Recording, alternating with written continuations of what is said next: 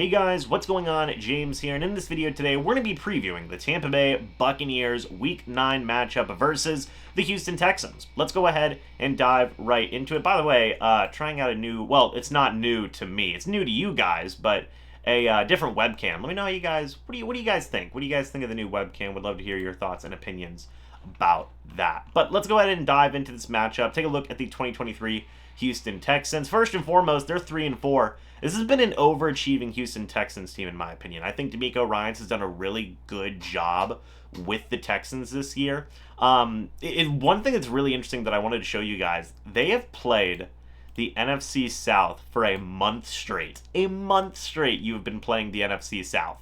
That's nuts. You played the Falcons, you lost in a close game. You won against the Saints in a close game. You lost against the Panthers in a close game. And now you play the Tampa Bay Buccaneers. So they're 1-2 against the NFC South. Is that are they going to make it 1-3? Are they going to make it, 2-2? I don't know. We'll have to wait and see. But really weird scheduling thing that I just wanted to make a note of to you guys. They've played the entire NFC South this month. Yes, there was a bye week thrown in there, but whatever. It is what it is. You have C.J. Stroud, who's actually doing a really good job this year. 1,800 passing yards, 9 touchdowns, 1 interception. He's probably the front runner for Rookie of the Year, Offensive Rookie of the Year this year. He's been doing great. Again, kind of leads to that more overachieving dynamic of what you've been seeing with the Houston Texans so far this year. The biggest thing for Stroud is that you got to get pressure on him. You got to force this rookie to make some mistakes. You got to force this guy. I mean, I don't care what quarterback it is. You get pressure on a quarterback, he's going to be making some mistakes. Point blank, simple as that, right? So that's going to be the goal for the Tampa Bay Buccaneers regarding C.J. Stroud, is to force him to make some mistakes and take advantage of those opportunities. In terms of the overall cast surrounding C.J. Stroud, Dameon Pierce is not going to be playing in this game. He's their lead rusher, so you're going to be looking at Devin Singletary in this upcoming game.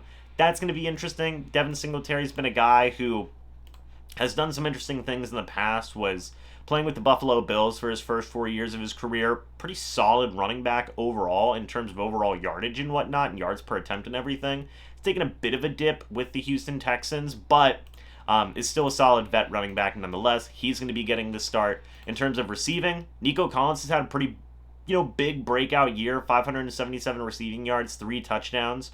Robert Woods isn't going to be playing in this game. He is also out, so that's their second, most targeted guy out. So 2 pretty big pieces for this Texans offense. You've also got Dalton Schultz. You've also got Tank Dell bringing up the rear. They're going to be getting more opportunities with Woods and with Pierce out as well. So, again, I know some people may take a look at this wide receiver room, this running back room, and be like, whatever. Like, it is, the Bucs can get those guys, right? I know they don't have a star guy per se. Nico Collins is their top guy, but again, speaks to that idea of, like, this has just kind of been a scrappy Houston Texans team this year. Defensively, first off, their kicker's been nailing all of his kicks. Interesting thing to note there. Defensively, you got to look out for Jonathan Greenard. 6 total sacks on the year, 10 quarterback hits. You've also got Malik Collins, who's been able to make some noise on the interior, and Will Anderson, the 3rd overall pick in the most recent NFL draft. C.J. Stroud was the 2nd. Will Anderson was the 3rd. These guys are their top pass rushers. You're going to be looking to the interior. Aaron Stinney is going to be, starting in front of Matt Filer, which we'll talk about that in a moment. But also, you're going to be taking a look at Robert Hainsey. You're going to be taking a look at Cody Mock, and then also whoever Jonathan Greenard's going to be going up against might be Luke Gedeke. I imagine that they would try and give him the most favorable matchup possible. I don't know, maybe they'd actually put Will Anderson on him. I don't know if they're going to move him around, but Tristan Wirfs and Luke Gedeke are definitely going to have some good matchups here in Jonathan Greenard and in Will Anderson. Now, take a look at the Tampa Bay Buccaneers. One thing that's interesting to me, and I want to get your guys' thoughts and opinions on this down in the comments section below. I've talked about this with all the different types of injury news that's been going on. Matt Filer's out for this game. We talked about Logan Hall, and it is what it is. But Matt Filer's interesting to me because you take a look at Rachaad White's stats, and I already have it highlighted here. The tied for the best yards per attempt he has had this year was whenever you had Aaron Stinney in the game versus Matt Filer. And obviously he didn't get a ton of rushing opportunities, 9 for 39 yards. But is that something that they, are going to try to do more now in this game in terms of running the football. The Houston Texans actually have a pretty decent run defense in terms of yardage. I believe they are 11th in terms of yards given up in the run. Yeah, they're ranked 11, as you guys can see here on the right-hand side. They're 26th in touchdowns. So red zone running opportunities may be more plentiful there. Maybe something worth paying attention to. Or will they pass the football more? The Texans don't have the best secondary right now. 23rd in the NFL in terms of passing yards given up so far this year. You take a look at the secondary and, some interesting guys here. Derek Stingley, I think, is an interesting young cornerback. But after that, it's been, Shaquille Griffin's been brought in, hasn't had the best year. Steven Nelson's been brought in. He's actually had a pretty decent year, 3 picks, 5 passes defended. Safeties, you're not seeing a lot of safeties right now. I think Jaquan Brisker or Jalen Petre has been getting some opportunities. Jaquan Brisker, I believe, is with the Bears.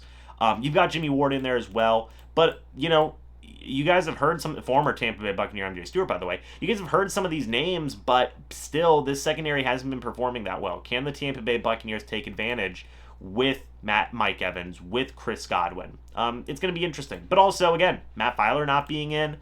They ran the football well whenever Aaron Stinney was in there last week. I don't know. They could go a lot of different directions with this offense versus the Texans, and none of it would really surprise me, but we're going to have to wait and see. Defensively, again, you've got to get pressure. I've talked about this before. The Buccaneers pass rush hasn't necessarily been doing great this year. It isn't to say it's been doing awful.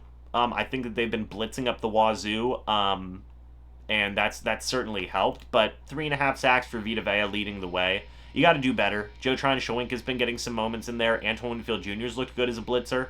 But you got to see more from your top guys, right? And I'm looking at JTS. I'm looking at Shaq Barrett. I'm looking at Anthony Nelson. Maybe even getting Yaya Diaby involved more in there. Kalijah Kancey's going to help, man. I mean, it's interesting. Kalijah Kancey has literally only played in 4 games this year. He has 4 quarterback hits. He's averaging a quarterback hit per game. Has already got a sack in 4 games as well. He's one of the most efficient pass rushers on the Bucs right now. Get that man involved more. And I think he's going to help the pass rush for sure, but we've got to see more from the other guys as well. And they've got to step up. Again, if you get CJ Stroud off balance, off rhythm, I really think that this could be a very solid opportunity for the Bucs to make some noise and be able to force Stroud to make some mistakes. The fact that they don't have their top running back is certainly going to help, going to put more pressure on CJ Stroud. The fact that they're missing their most veteran wide receiver helps out a lot. Yes, Nico Collins is there. Yes, Carlton Davis and Jamel Dean have certainly got to be, ready to go. But there's definitely some opportunity here to kind of get after Stroud and force him to make some mistakes, which, again, I put on a lot of these guys that are highlighted here on the screen. JTS, Shaq Barrett, Anthony Nelson, Kalijah Kancey, and Yaya Diaby. Finally, just play mistake-free football. My goodness, there's been so many freaking times so far where the Tampa Bay Buccaneers have doomed themselves on drives due to self-inflicted penalties, just due to all these different types of things, right? And that's got to change. Point blank, simple as that. It's got to change. We've got to see this team do better in terms of cleaning up those penalties. Part of that, a lot of that is on coaching, disciplinary-wise. A lot of that is the players themselves. You got to see changes with that. You have to. Again, Houston Texans team, I know it doesn't seem like a big deal, and I will say this is definitely a winnable game for the Bucs, right? But I don't care who you're playing. You can't get penalties. You can't get penalties and give teams more opportunities to win football games. It's just not a good time. So, yeah, I will say this is a game that the Tampa Bay Buccaneers can certainly win. And they have to win. They have to. Point blank, simple as that. You lost a very winnable game versus the Atlanta Falcons. You've lost 3 in a row, and you've put yourself definitely in like a limbo-ish type of situation, where now you're definitely fighting for some stuff here, right? The Lions and Bills losses, it is what it is. The Falcons lost, big yikes on that. And you've got some favorable games coming up, by the way, right? Texans, Titans, Colts, Panthers, Falcons, Packers, Saints and Panthers after that. Like, you have some winnable games throughout the remainder of your schedule. You have got to start winning these winnable games, man. And all of that kind of falls down to what I just talked about. So, folks, it's going to be interesting, right?